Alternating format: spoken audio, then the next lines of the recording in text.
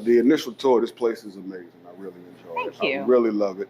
I like the flow of everything. So first of all, how long have you been painting? So painting, I would say consistently and truly as a painter for about 3 years now. Mm-hmm. But drawing and doing sketches and stuff all my life since I was 6. Yeah, normally people started. Wait, you say you've been painting for 3 years? Correct. Yes. And you produce the paintings that are here. Yes. That's amazing. That's natural talent. Thank you. That's amazing. That's Thank natural you. talent. So you say drawing was your first how you got into it. So did you? Correct. You went from drawing straight into paint, or was there another medium, or did you? So drawing, I did some charcoal and I did some pencil, Mm-hmm. but mostly it was pencil drawings and stuff like that, just sketches, and not really dabbling too much into painting, except for when I was in college. Mm-hmm. Mm-hmm. So what was it that sparked your interest in art? My father. Oh, yeah, my father, he was an artist, and he would do a lot of, he was indigenous, so he would do a lot of Native Americans. Okay. He did a lot of horses, indigenous people, gathering, just things like that. So that really got me into. It's funny because when I was younger, I always told myself, I'm never going to be a portrait artist. I'm going to be landscape. I can't stand doing people, this and this.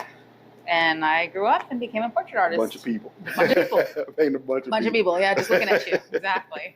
That's great. It's a generational thing, and it gives you some sort of connection. It does. And I think it's great because you have the opportunity to capture almost that essence of that person through their eyes, through whatever it is.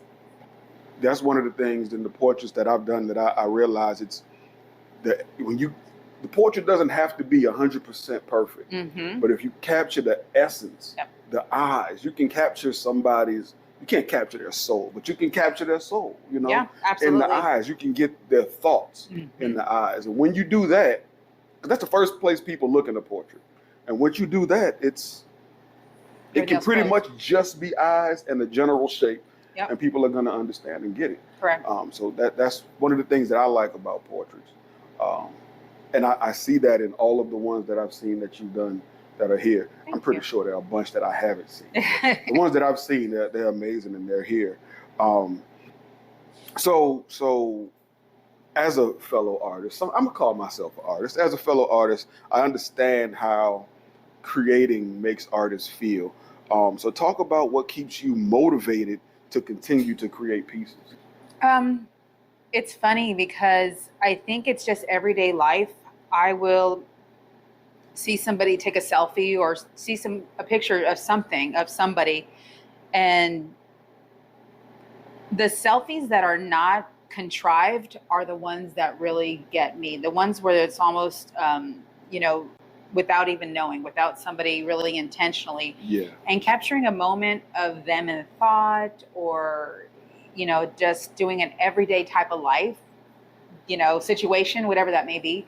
Those are the things that really capture me, is everyday life. It's somebody hailing down a cab, or somebody wiping sweat off their brow, or, you can see, I don't know if you saw my Kobe piece downstairs. Yeah. And see the sweat off his brow, and he's chewing on the jersey. For me, that's not intentional. Somebody wasn't sitting there, looking glamorous and posing. Now put your jersey in your mouth. Yeah, exactly. It was something, like if somebody rode down the street on a bike, and you kind of wonder what's going on in their mind, and you want to capture that moment. You'll never know, but you just capturing that moment gives you still a piece of them forever. Yeah, and that's one of the things about portraits. And like you said, those candid shots, the ones that aren't posed or set up, and the people just taking pictures, or you're taking a picture and somebody happens to be in the back. That's the picture, it's those are the greatest shots that I think to paint. I haven't painted as many, and I'm not nowhere near as good as you are. But the way that you capture, like you, even with that Kobe piece, like you say, you sit and you think, what was he thinking? But you can kind of say, I bet he was thinking about you know, and you I'm can gonna kill create him. an right. Yeah, Right. because I'm gonna kill him. Yeah. 70 points, you know, Yeah. whatever I got it was. this. Yeah. So every artist has a style, right? How would you describe your style? You know, before I would really try hard to do abstract. I always thought, okay, I'm going to be an abstract. Or I saw, you know, Andy Warhol and his famous, you know, tomato soup can, and try the whole pop art thing. And I really hated that I couldn't capture block art where it was just literally, you know, it was super simplistic, but it was not. And I couldn't stand that. But I did know I liked color. So as I started painting, I started realizing that a lot of my heritage, being Latina, played into it. I love the color. I love the bright, you know, florals. I love details. I just love things that speak to me and that are loud. So as I started painting more, I think I started incorporating color as one of my brands, people and detail. People always say that my artwork is very detailed, from the whisker that comes out of the guy's ear to the roll in the neck to the mole on somebody's face. I think for me, capturing that in the artwork itself tells a story of what they've been through in their life. It's like it's a badge earned. Yeah, yeah. And you capture so much detail. You know, like I was looking at the Kobe piece, and the tattoos on his arm.